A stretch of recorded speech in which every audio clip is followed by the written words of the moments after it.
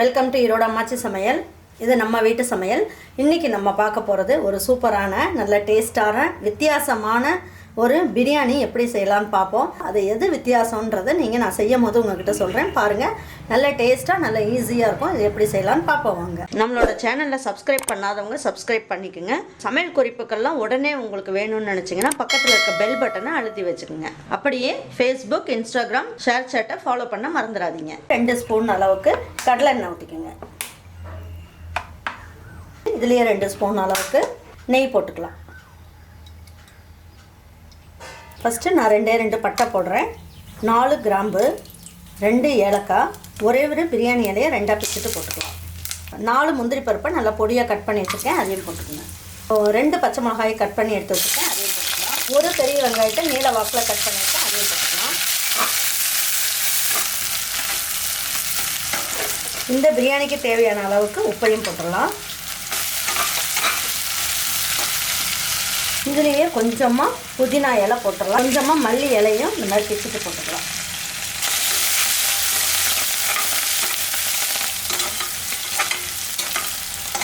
இப்போ என்ன பண்ணலாம், 2 டேபிள் ஸ்பூன் அளவுக்கு இஞ்சி பூண்டு பேஸ்ட் போட்டுக்கலாம்.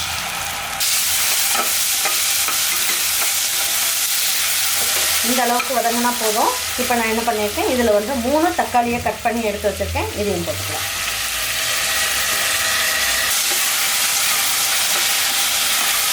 தக்காளியெல்லாம் வதங்கும் போதே நம்ம என்ன பண்ணலாம், 1/4 ஸ்பூனோட கம்மியாக கரம் மசால் பொடி எடுத்து வச்சுருக்கேன், அதை போட்டுக்கலாம்.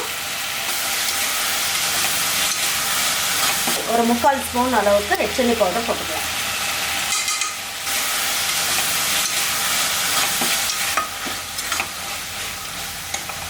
நான் 300 கிராம் அரிசிக்கு ஒரு 9 வடை அளவுக்கு எடுத்து வச்சுருக்கேன். இந்த வடையை வச்சுட்டு தான் இன்றைக்கி நம்ம சூப்பரான ஒரு பிரியாணி பண்ண போகிறோம். எப்பயுமே வடைக்கறி, குருமா இந்த மாதிரியே செய்யாமல் இந்த மாதிரி பிரியாணியும் செஞ்சு பாருங்கள், நல்லா டேஸ்ட்டாக இருக்கும். இதையும் நல்லா வதக்கிடுங்க ஒரு வாட்டி.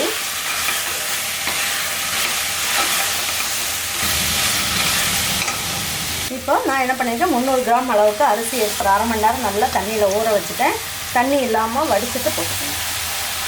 வடையை பிச்சு போட வேண்டாம், முழுசாகவே போட்டுக்கலாம். அப்போ தான் நம்ம பிரியாணி சாப்பிடும் போது நமக்கு எடுத்து சாப்பிட்றதுக்கு நல்லாயிருக்கும். நல்ல ஒரு பரட்டி விட்டுடலாம்.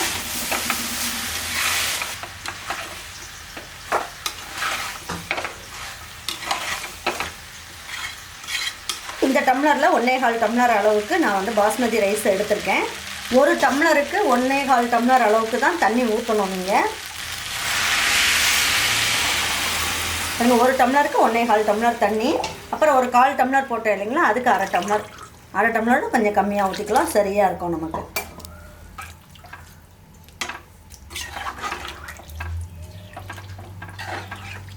இப்போ நம்ம இந்த தண்ணியை நம்ம வாயில் ஊற்றி பார்க்கணும். நல்லா சுருக்குன்னு இருக்கணும், உப்பு காரம் எல்லாம். இப்போ பாருங்கள், எல்லாம் கரெக்டாக வச்சாச்சு. இப்போ கொஞ்சமாக மல்லி இலையை தூவி விட்டு குக்கர் மூடி வச்சிடலாம். ஃபைனலாக கொஞ்சம் போட்டால் தான் நமக்கு நல்ல மணமாக சூப்பராக இருக்கும்.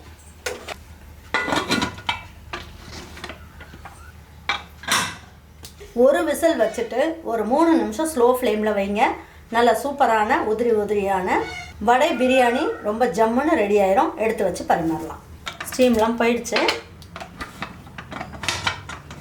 ஓப்பன் பண்ணி பார்க்கலாம் எப்படி இருக்குன்ட்டு. பாருங்கள், நல்லா ஜம்முன்னு நல்லா சூப்பராக வந்திருக்கு. நல்ல வடையெல்லாம் நம்ம போட்ட வடையெல்லாம் பாருங்கள், ஒன்றுமே உடையாமல் நல்லா சாதம்லாம் நல்லா உதிரியாக இருக்குது. பாருங்கள், இதை போட்டு நம்ம சாதமும் பாருங்கள் நல்லா உதிரியாக ரொம்ப நல்லா வந்திருக்கு. இப்போ இதை எடுத்து வச்சு பரிமாறிக்கலாம் வாங்க. பாருங்கள், இந்த பிரியாணிக்கு ஊற்றின தண்ணி கரெக்டான அளவில் இருக்கிறதுனால நல்லா அரிசியெல்லாம் பாருங்கள் நல்லா சாஃப்டாகவும் நல்லா உதிரியாகவும் நல்லா வந்திருக்கு. எப்பயுமே ஒரே மாதிரி செஞ்சு கொடுக்காம இந்த மாதிரி ஒரு பிரியாணி செஞ்சு கொடுங்க. பசங்கள்லாம் நல்லா ருசித்து சாப்பிடுவாங்க. அவங்களுக்கெல்லாம் செஞ்சு கொடுத்துட்டு அவங்களுக்கெல்லாம் பிடிச்சிருந்ததுன்னா லைக் பண்ணுங்கள், ஷேர் பண்ணுங்கள், சப்ஸ்கிரைப் பண்ணுங்கள், மறந்துடாமல் கமெண்ட்ஸ் பண்ணுங்கள். தேங்க்யூ ஃபார் வாட்சிங் ஈரோடு அம்மாச்சி சமையல். தேங்க்யூ.